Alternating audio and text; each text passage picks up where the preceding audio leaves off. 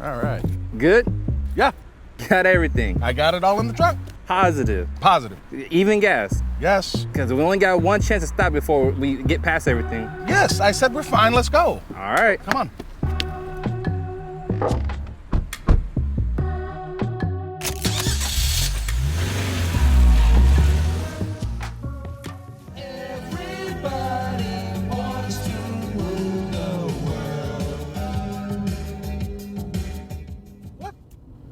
Are you sure we're good on gas? Yes, I said we're good on gas. Sure.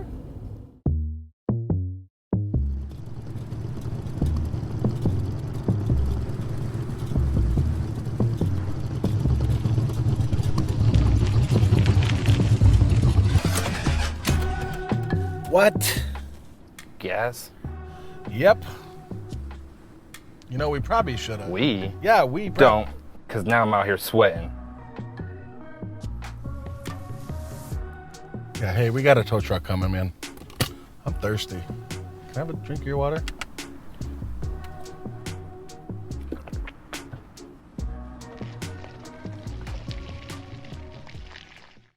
Just a few weeks ago, I had the privilege and the opportunity to go watch the Tampa Bay Buccaneers play at Raymond James Stadium in the Monday night game against the Saints. It was an awesome time, and more importantly, it wasn't about football, it was about friendship. Most of you probably remember Pastor Joseph. He was here for 4 years as our youth pastor, preached often, and recently went back to New York to become a lead pastor at the church his dad served at for 25 years. Anyway, we had an amazing time. It was my gift to him because if you know Joseph, he's a huge Michigan fan and a huge Brady fan. And so we even got to go down to the sideline before the game. We got a great picture of us right here. We had an awesome time. And in fact, the Bucs played terrible, but Brady did what he always does, came back and scored 2 touchdowns in the last 4 minutes. It was an amazing forever memory.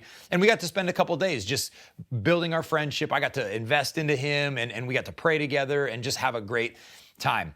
It was a memory that neither of us will ever forget. But then on the back end, something else happened. When I took him to the airport, I drove home. It's just a couple of hours. And as I was heading home, I noticed I wasn't going to make it home without getting gas. And so I did what most of us would do is I found gas stations nearby. And then I looked at the gauge on my car that tells me how many miles until empty. And I remember pulling it up and it said there was a gas station 25 miles away. And when I looked at my car, it said 37 miles until empty. No problem. That's 12 miles to spare, cutting it a little closer than I like, to be honest, but it was the best option. And so I didn't think much of it, but about every minute or two, I would look down to make sure we were good. And then we hit inevitable traffic on 75. Of course, there was an accident. It was stop and go traffic. And I started to get really nervous. All of a sudden, 12 miles margin became 10, became 7. And with about 12 miles left, it said there's 12 miles to the gas station and you have 13 miles until empty. And I started to get really nervous. It was at that point where I turned the music off.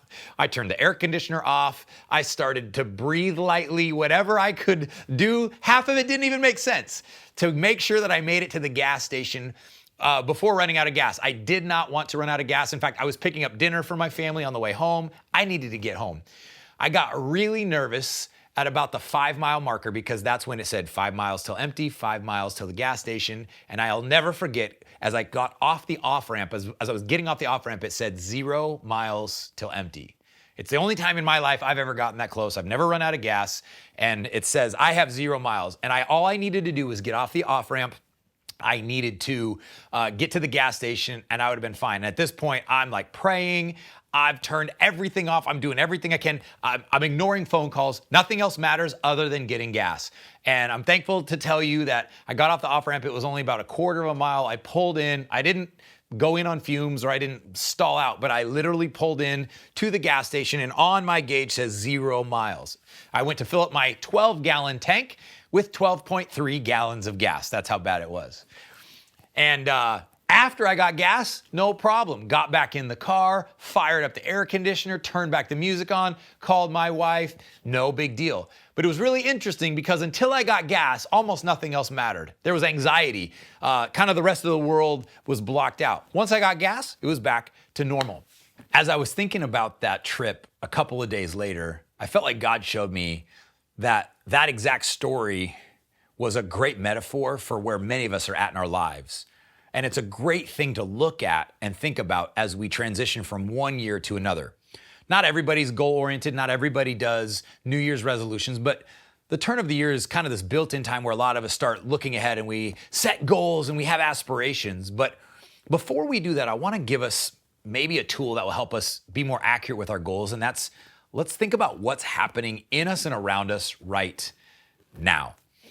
It's interesting because Peter, the disciple of Jesus, he wrote a couple of letters to believers, and he had something to say about this idea of paying attention to the gauges in your life, paying attention to what's going on around you.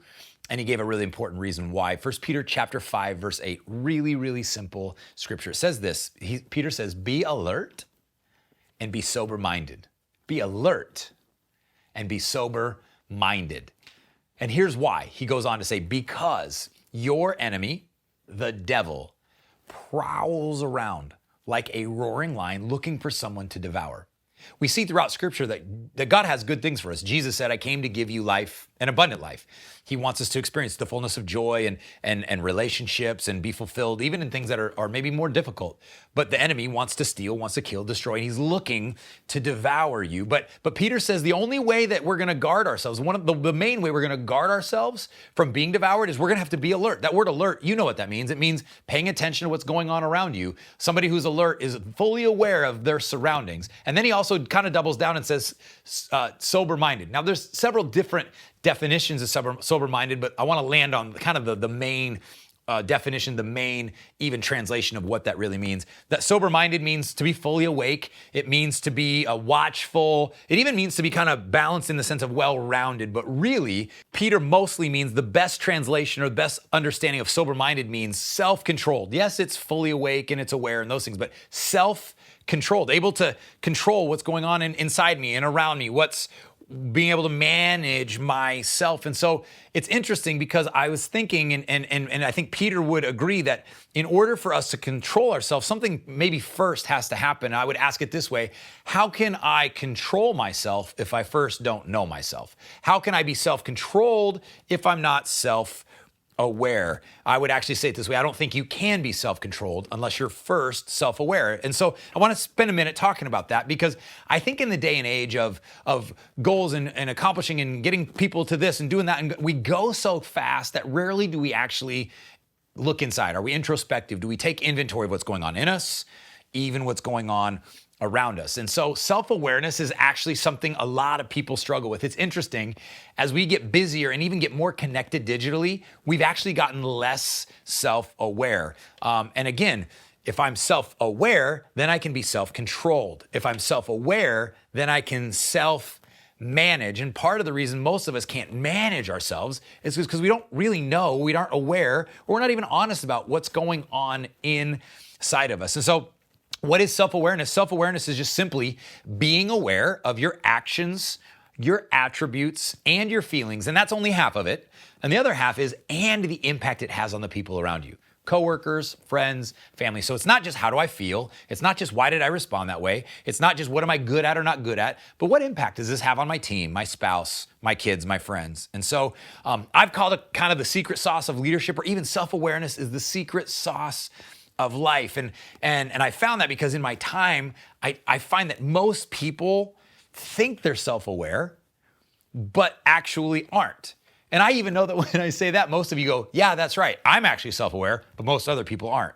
Well, there's a world-renowned business sociologist and organizational psychologist named Tasha Eurich, and her team spent a long time doing an in-depth study on this idea of self-awareness. And they found, I won't bore you with the details, but they found something that I think is so ironic, it's interesting, and in my dealings is probably pretty accurate. What they found, and I want you to brace yourself for this, in the name of self-awareness, again, organizational psychologists, 3 decades of research and study, they found 95% of people believe they're self-aware, which means 95%, 95 out of 100 people think that they understand what they're good at, they understand what they're bad at, they understand their reactions, they're aware of their feelings, they're aware of where they come from, why they come from, and the impact they have on the people around them.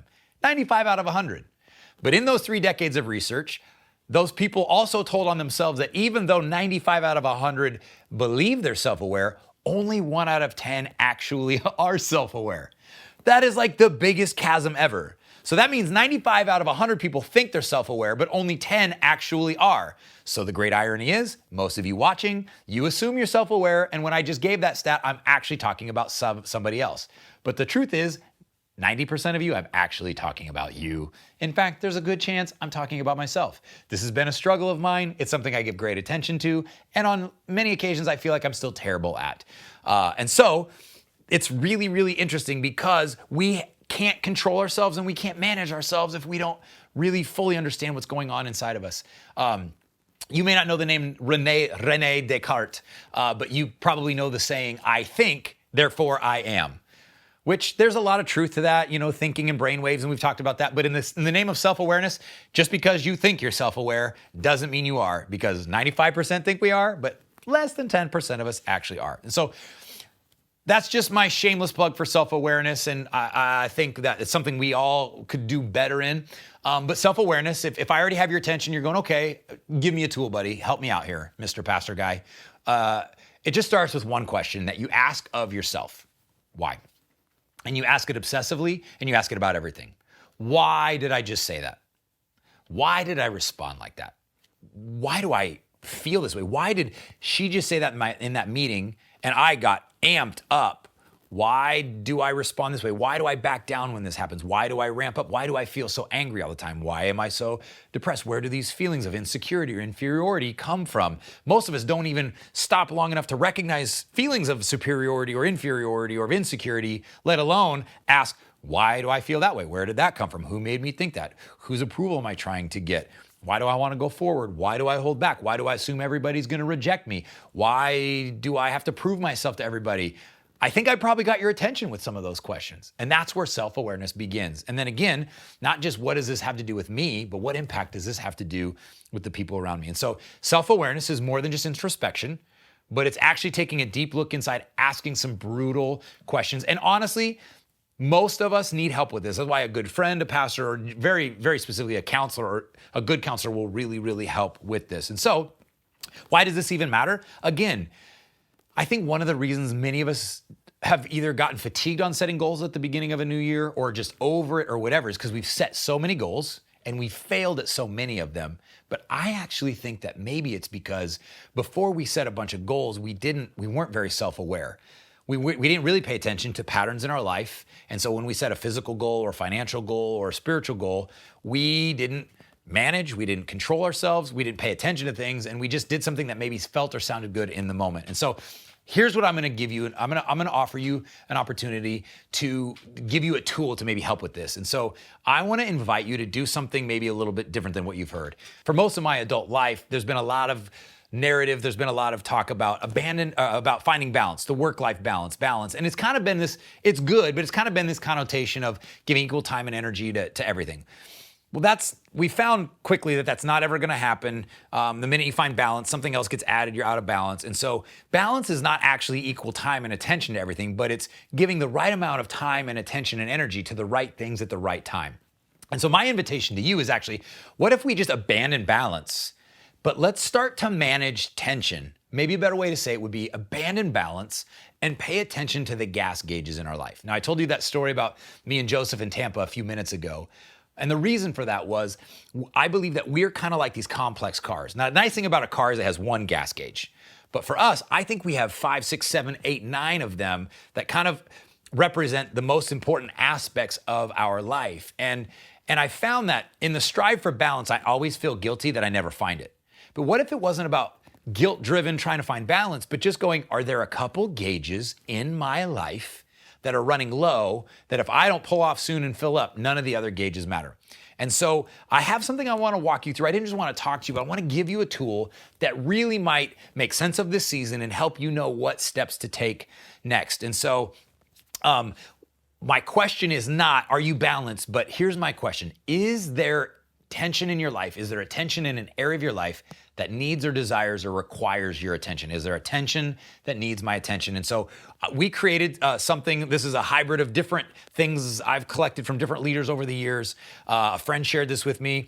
And so what I did is we put this together on a document. You can actually download that document. So maybe you hit pause right now, go on the app, download the PDF, or just grab a piece of paper. But we've created this, and it literally just says gauge yourself.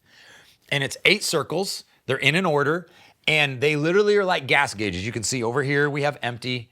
Over here we have full. It's kind of on a scale of 1 to 10. But there's 8 different attributes of your life. And I just want to walk you through this quickly and then give you some time and just plead and beg you to do this. Because I really believe if you will do this, it's going to help you to know what's coming next in your life, what God would do. It's also going to help you be alert and sober-minded so that you can experience the strengthening fulfillment that God has for you. And so basically, there's 7 gauges with kind of a bonus 8th, and we'll talk about that in a second. So it's kind of a clock with one in the middle. So real quickly, if you have it, here's an example of it, but you can also download it or go make one. Literally just make one on a piece of paper. But the 8 gauges are, and these are the kind of the 8 gauges in your life, the 8 aspects of your life. Is the first one is family. That's at maybe like the 12 o'clock. And then kind of moving clockwise, we move from family to financial.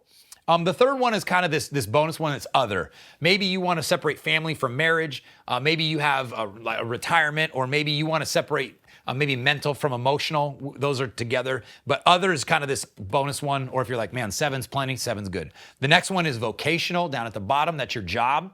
The next tank is physical, your health. Diet, nutrition, fitness, sleep, all of those things. The next one is mental. And again, kind of going off of the psychology world, those mental and emotional would go together. But if you want to separate them, maybe you make emotional other, but they kind of go one and the same. Then kind of at your 11 o'clock, 10 o'clock is social. That's deep, meaningful friendships. Not just am I around people, not do I have friends on Instagram, but when things go well, do I have people that can celebrate with me? When things go bad, do I have people I can talk to? Or when I need somebody, do I have friends that I feel connected to? And then, of course, it's all centered around the middle gauge, which is spiritual. That's your relationship with Jesus, your personal relationship with Jesus. And so here's how this works. I would love for you to take 5, 10, even 15 minutes at the end of this, before you go to the next thing, the next job, go back to work, go back to school, the next holiday party, go to your next thing today. Please do this, because this could be really profoundly helpful for many of us. Take a minute and gauge yourself. It's called gauge yourself. Where am I at in this area? The goal is not to be on F for all of them. The goal is just to be honest about where am I at. So we'll take 2 or 3 of these just practically. This is how this would look. Let's take family, for example, that top one. Let's say family's in the green. You're like, man, we get a lot of time. We have game night. We have food night. I feel like that's like a 6 or 7, maybe an 8. So we put it there. You gauge it. That's awesome. That tank is full. When your tanks are full, you don't pay attention to them. Then maybe we go to the next one. Let's say it's financial. We had the hurricane. We've had job transition, whatever the case may be. It's not red, but it's not green. Let's give it a 4, a 5, or a 6. And so wherever that's at, long-term goals, do we have savings? Are we in debt? Are we spending, overspending? Where are we at? Financial, where's that at? And then maybe a third one would be, let's do the spiritual. Maybe we would put that one in the red. The hurricane hit, or we just moved down here or up there, and kind of our life is all over. We don't really go to church anymore. We're not in a small group. I'm barely praying or reading the Bible. Let's give ourselves a 2 or a 3. So you should probably get different gauges. And again, you're going to do that for all 7 or all 8 if you come up with something for other. And so here's the goal. The goal is not that they're all full all the time. That's not even realistic. It's not possible. If that's what you did, you have failed this. You are not self-aware. You're in the 5%. You're not in the 10%. The goal is here. Is there 1 or 2 or maybe 3 that are in the red? Is there 1 or 2 or 3 of these that kind of like we just showed on the spiritual? It's a 1, it's a 2, it's a 3. And that's what we're paying attention to. If there's ones that are halfway, let's pay attention to those, but they don't necessarily need a lot of extra effort other than what you're already doing in that direction. If there's some that are full, that's awesome. And typically most of us are gonna have a couple that more tend and trend towards full regularly-ish green, and a couple that more trend towards the red zone. The goal here is to abandon balance and pay attention to our empty gauges. Because I told you as I got close to run out of gas, nothing else really mattered. I didn't really care about the air conditioner, the music. I was ignoring phone calls. I can promise you, if you have a gauge or 2 that are getting red line 0, 1, all the other gauges don't matter.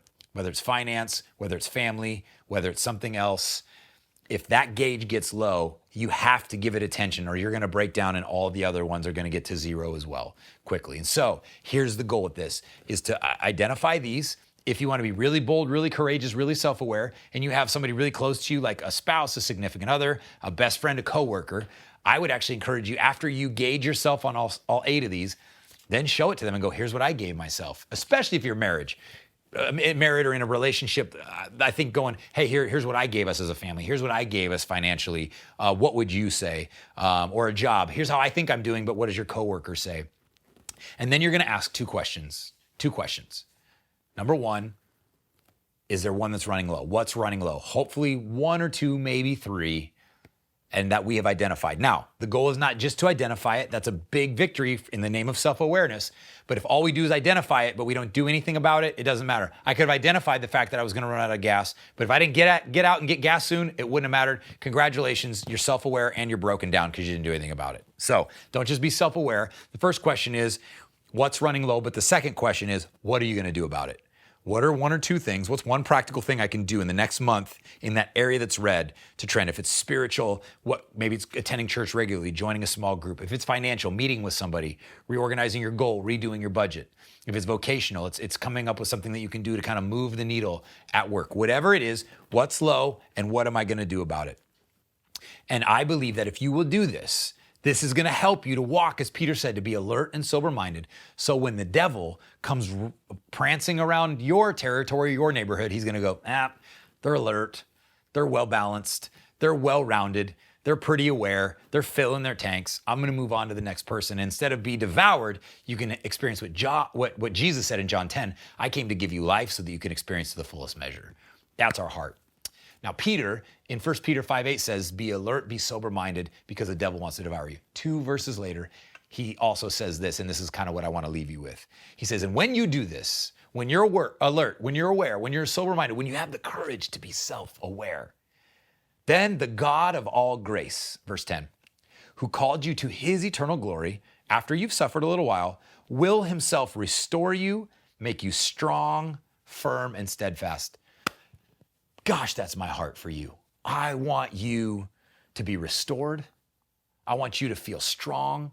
I want you to be firm. I want you to be steadfast. And when you are those things, when he pours into you, when his grace is on you, when you pay attention to these things, you will be strong, firm, steadfast. And when you are, guess what? You're alert, you're aware, you're sober-minded. So, may the God of all grace, who called you to his eternal glory, after you have done the work of gauging yourself, would he himself restore you? May he restore you, make you strong, make you firm, make you steadfast. I'd be remiss if I didn't say that perhaps you're watching this and you've never even invited Jesus into your life at all. The best, maybe your spiritual gauge is below empty. You're like, I'm not even on the radar. It's as simple as inviting Jesus in and saying, I want you to be the center. If you notice, we put the spiritual gauge right in the middle. It's as simple as you inviting him in and saying, I want you to be the center. Will you come in and you gauge the rest of my gauges? And as I pray for us, you can invite him in, and we are going to welcome you into the family of God, and we're going to walk with you through this amazing journey. In fact, we have a great series coming up next weekend all about Jesus' most impactful message ever, and we want to walk you through that journey. Let me pray for you and bid you Happy New Year. God, I thank you for every person watching on this screen. I thank you for the fact that I believe you build in this time every year for us to stop, for us to pause, to become aware, become self-aware, be alert, be awake. Help us to be honest with ourselves. I pray that we would cut out the time to do this and that we would, through you, find the ways, the appropriate ways to fill our tank so that we can be alert and sober-minded, so that we can move into this year, no matter what it has for us, knowing that you are with us. And God, throughout the year, may we just pay attention to what's going on in our life. May we pay attention to our dashboard where we need to be filled up.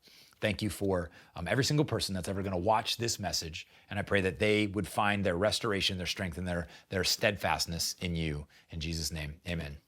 Thanks for spending some time with us this morning. Happy New Year, and I can't wait to see you in person next weekend here at Cape Christian.